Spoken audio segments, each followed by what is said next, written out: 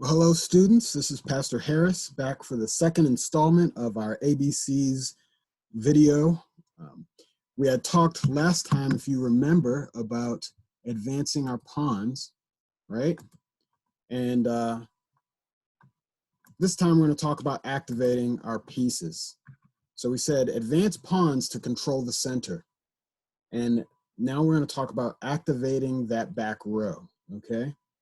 Now, you remember the other two, the B and the C of the opening principles that we talked about, right? We said you want to be safe with your king, and not just your king, but all your pieces. Don't give stuff away. And then C, control the center. We'll talk more about that, but then capture material. If your opponent's giving stuff away, then take it. And so we want to talk today about activating the back row.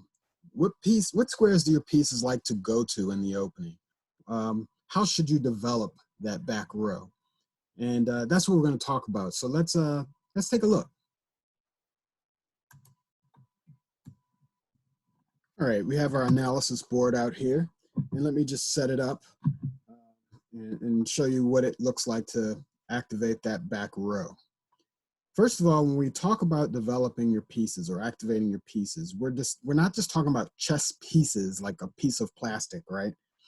You know, we're talking about your major pieces and your minor pieces.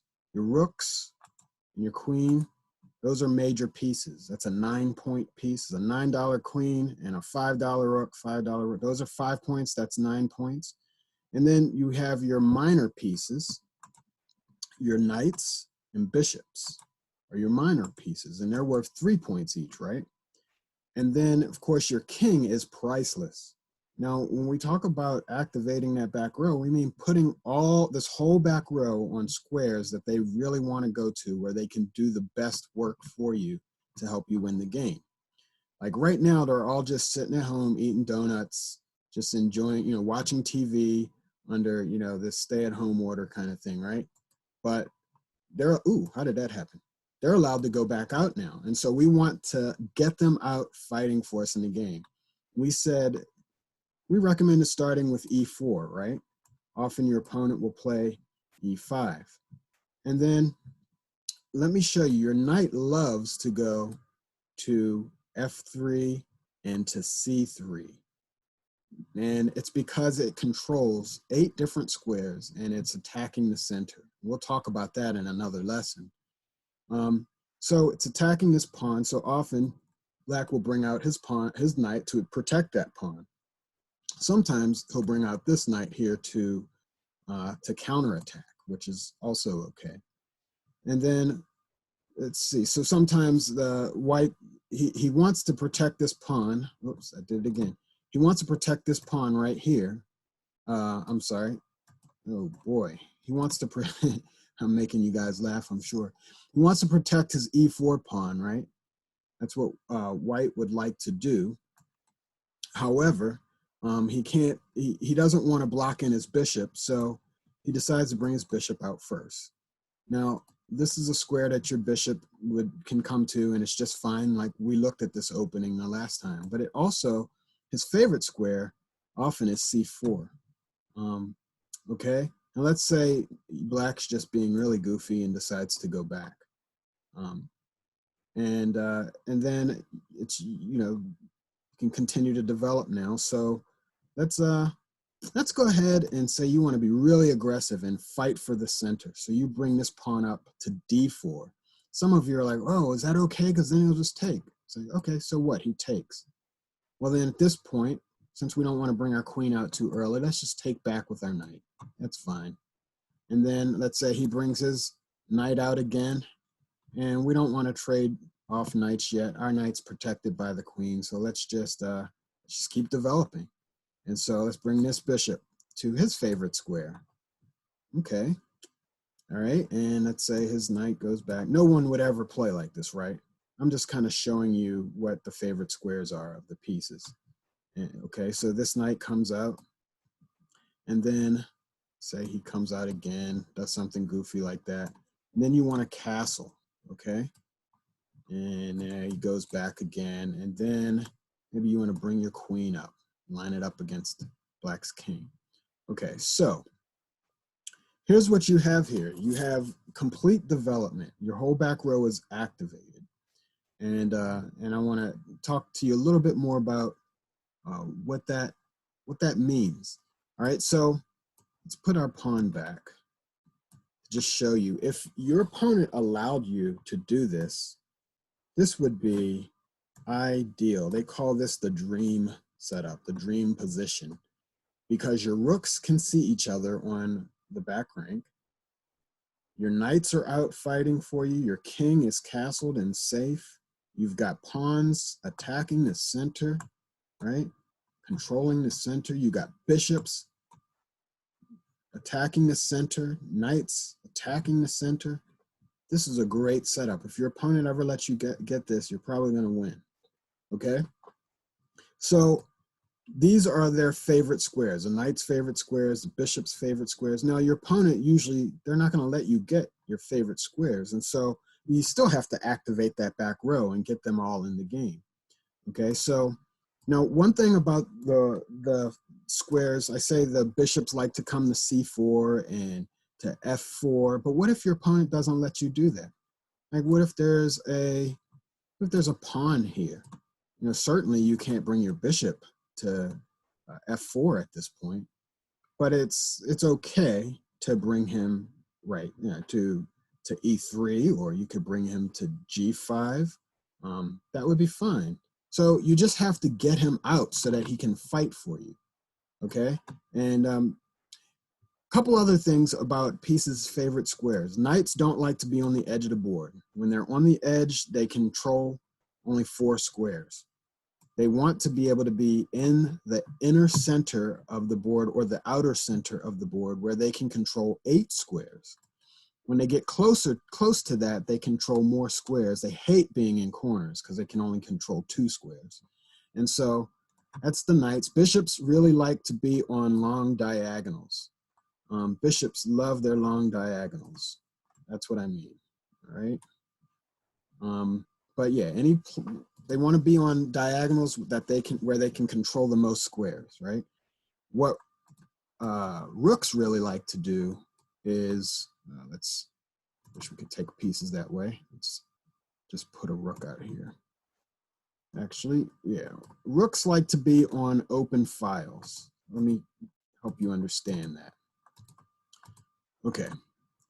All right, so here's a game in which, let's even put a king out here. Normally a king's on the E file. Okay, so here we have a setup where white's going to castle queenside here. All right, this rook's not happy because he can't do anything. He can't attack black's king. He's got to open up, and the only way he can open up is get on an open file. The H file here is open. And so now you've got this rook who can travel on the open file. So sometimes if there's a pawn in the middle or anywhere really, and a rook wants to open up a line, we call it, pawn might do something like this, forcing black to take so that white can take back with a rook. And now that's how rooks like to develop. They don't want to be in close combat. Okay, let's just say there's other pieces out here. I'm just randomly putting pieces out. Let's put a bishop out here. Let's put some more pawns out here. All right. Rooks hate this kind of stuff. They're blocked. He's blocked by the pawn. You know, he can't take this one on d4 because he'll just be taken back. He can't take the f4 pawn. They don't want to fight in close combat. They want to be far away on long open files. That's how rooks like to move. Now, sometimes, like in an end game, where you have a pawn that can't be attacked by another pawn, rooks like to get behind those pawns and push them. We talk about pushing past pawns, right? So here you have a pawn, stay there. And that pawn says, I dare you, take me, because then my rook, my $5 rook will take your $3 bishop for a $1 pawn, and you don't want that to happen. And so usually the bishop will move, and the rook will just keep pushing that pawn right down the board to help that pawn become a queen. And so we'll talk about that kind of stuff in future lessons. So develop your pieces, activate your pieces to squares where they can do the most work for you. We want to look at a game of one of our middle school students who really exemplified this, did this really well, and actually won this game. So let me get this game set up. Okay, this was a game between our very own John and a random person on chesskid.com. I just transported the game to my chess.com to show you the analysis of it. And we'll work through several of the moves. Not going to analyze it deeply, but just show you how both students actually were developing their pieces pretty well, but John got the best of him. And so John was playing as white. First move, d4. That's a book move. It's a classic queen pawn opening. Very nice. All right. Black responds with d5. That's usually what you're going to see.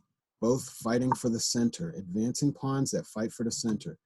All right. White brings out his knight, being aggressive, attacking the center, and developing a knight to one of his favorite squares. Very good. Black does the same thing. So now black is protecting his pawn twice, and white is attacking black's pawn once. All right, white brings out his bishop to his favorite square. Okay, and so now it's black's turn to move. Black does the same thing. Is black playing copycat chess? Not really. This is still a decent opening. He's not just copying everything that John does. Sometimes it might look like that. Okay, John makes a move. It's an excellent move. He brings his knight out, fighting for the center. The knight is on his favorite square. Look, these pieces are no longer home eating donuts. They're out in the battlefield. They're trying to help you win the game. But you want to get all your pieces out before you start really launching attacks, unless there's just something that makes so much sense and you have to do it. So black follows suit. Now we got both knights out, two bishops out, and a pawn. All right, white advances a central pawn to protect his pawn on d4, and also to let out his bishop. Very nice. It was the best move that he could have played there. Black also does the same thing, plays the best move he could play. And so you're seeing an example of good development. This is a good, solid game so far. None of this random pawn stuff up the board before you're even finished developing and that kind of stuff. All right, so white plays a good move. He brings his bishop out to pin this knight to the king. Now, no matter what happens, this knight can't move until he blocks the pin, maybe with another knight, or until he moves this king. But if he were to do something like this, he'd be putting himself in the check, and that is illegal. You cannot do that. And so that's a great move by John. He pins that knight and develops a piece at the same time. All right, it's black's turn. Black does the same thing. Is this copycat chess? What's going on? All right, now here's John's first inaccurate move. It's okay. It's not a mistake. It's not a blunder. It's just there was a more accurate move. And so let's explore that. What John could have done here is brought his knight here. So you've got a knight being pinned. And remember when we said put pressure on the pinned piece, P on the PP, or pin it to win it? Well, that's what John could have done here. And now black is going to lose this knight, right? He can't move it. He can't take back. And so the best thing that he can do is maybe block the pin or, move the king and just go ahead and castle. But so let's say black decides to castle. White takes that knight. Now he's threatening the queen. So queen's going to have to do something to move. Maybe the queen comes here. And then, white can check the king or do something else, or maybe he can come back and take this bishop now. Best thing that black could have done here, though, is take that pawn, and then you can take that knight, and then with the pawn, and then the bishop could take back. And so anyway, we won't get too theoretical. We're just looking at development here. And so what John does here is he brings his queen out, and his thought was to line his queen up with his bishop. And I think he wanted to still protect this pawn from this bishop. So he had a reason for doing what he did, but there's maybe just a stronger move. So let's keep going. Black takes that pawn, and that's okay. It's a good move. Generally, you don't want to have to double your pawns, but John has no choice here. He has to take back. He doubles his pawns, so that's technically a weakness, but sometimes you have to do it. And let's finish development. Black finishes his development by castling his king. His queen's still between his rooks, but that's okay for now. John is complete with his development. A protected castled king, rooks that can see each other. That's exactly how they want to be. And there's one more space that John should see here, is that this file does not have a pawn on it, this B file, right? And so rooks like open files. So John should go to that open file at some point here. All right, so let's just advance through some of these games. We're not going to analyze all the moves. All right, now John sees something special here. I love this. This is a great move. He brings his rook out. Okay, now the computer says he should have done something else, but this was inaccurate. So he had a more accurate move, but I like John's thinking. Okay, he plays a good move. Now that was a big blunder. Here's why rooks like open files, because they can be really powerful on open files. You know, John decides that he's going to launch a discovered attack against the queen, and that's what he does.